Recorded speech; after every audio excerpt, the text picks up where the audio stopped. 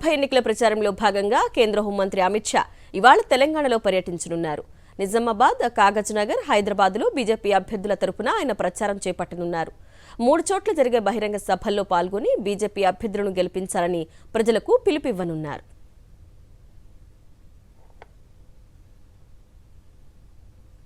లోక్సభ ఎన్నికల ప్రచారంలో భాగంగా కాంగ్రెస్ అగ్రనేత ఎంపీ రాహుల్ గాంధీ ఇవాళ తెలంగాణలో పర్యటించనున్నారు.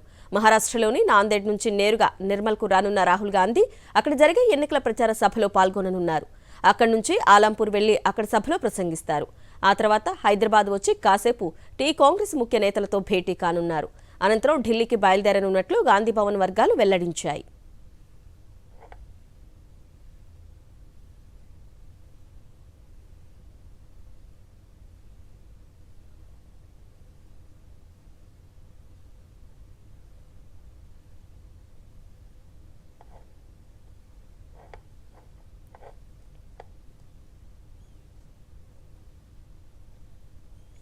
హసన్ ఎంపీ ప్రజ్వల్ రేవణ్ణ అశ్లీల వీడియోల వ్యవహారంలో షాకింగ్ విషయాలు వెలుగులోకి వస్తున్నాయి.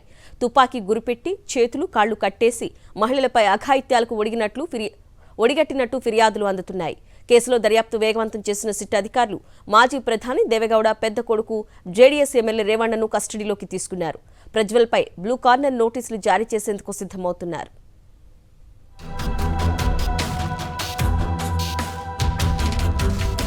దేశవ్యాప్తంగా చర్చనీయాంశంగా మారిన ప్రజ్వల్ రేవణ్ణ అశ్లీల వీడియోల కేసులో విచారణ వేగవంతం చేసింది ప్రత్యేక దర్యాప్తు బృందం. హసన్లోని ప్రజ్వల్ నివాసంలో సోదాలు చేపట్టారు సిట్ అధికారులు. అసభ్యకర వీడియోల వ్యవహారంపై ఆయన ఇంట్లోని సిబ్బందిని ప్రశ్నించారు. రేవణ్ణ అనుచరుడు సతీష్ ఫోన్ సీజ్ చేసి ఫోరెన్సిక్ ల్యాబ్ కు పంపింది.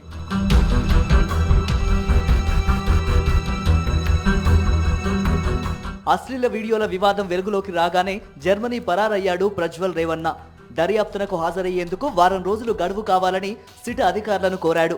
ఈ నేపథ్యంలో ప్రజ్వల్ పై రెండోసారి లుకౌట్ నోటీసు జారీ చేసినట్టు కర్ణాటక హోంమంత్రి పరమేశ్వర వెల్లడించారు. దేవేగౌడ పెద్ద కుమారుడు ఎమ్మెల్యే రేవణ్ణకు లుకౌట్ నోటీసులు జారీ అయ్యాయి. ప్రజ్వల్ తో పాటు ఆయన తండ్రి రేవణ్ణపై అత్యాచారం, కిడ్నాప్ కేసు నమోదు చేశారు పోలీసులు. అలాగే ప్రజ్వల్ రేవణ్ణపై బ్లూ కార్నర్ నోటీసులు పొందేందుకు సిబిఐ ప్రయత్నిస్తోందని సిట్ అధికారులు చెబుతున్నారు. ఇంటర్పోల్ ఈ బ్లూ కార్నర్ నోటీసులు జారీ చేస్తోంది.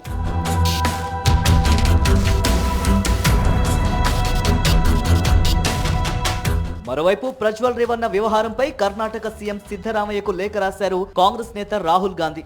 ఈ దారుణాలకు పాల్పడిన వ్యక్తులకు శిక్ష పడేలా చేయాలని, బాధితులకు అవసరమైన సాయం అందించాలని కోరారు. దీనిపై స్పందించిన సిద్ధరామయ్య ఈ కేసులో పారదర్శక విచారణ జరిగేలా కృషి చేస్తామని హామీ ఇచ్చారు. సిట్ అధికారులతో సమావేశమై కేసు వివరాలు, దర్యాప్తులో పురోగతిని సమీక్షించారు సీఎం సిద్ధరామయ్య. ఎంబీబీఎస్, బీడీఎస్, ఇతర యూజీ వైద్య విద్యా కోర్సులు ప్రవేశాల కోసం నిర్వహించే నేషనల్ ఎలిజిబిలిటీ కమ్ ఎంట్రన్స్ టెస్ట్ను నేషనల్ టెస్టింగ్ ఇవాళ నిర్వహించనుంది.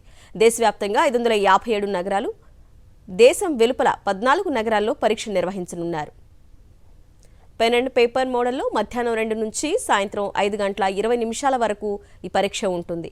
ఉదయం 11 గంటలకు విద్యార్థులు పరీక్షా కేంద్రాలకు చేరుకోవాల్సి ఉంటుందని ఎన్టీఏ ఇప్పటికే ప్రకటించింది. ఇక నిమిషం నిబంధన అమల్లో ఉంటుందని పేర్కొంది.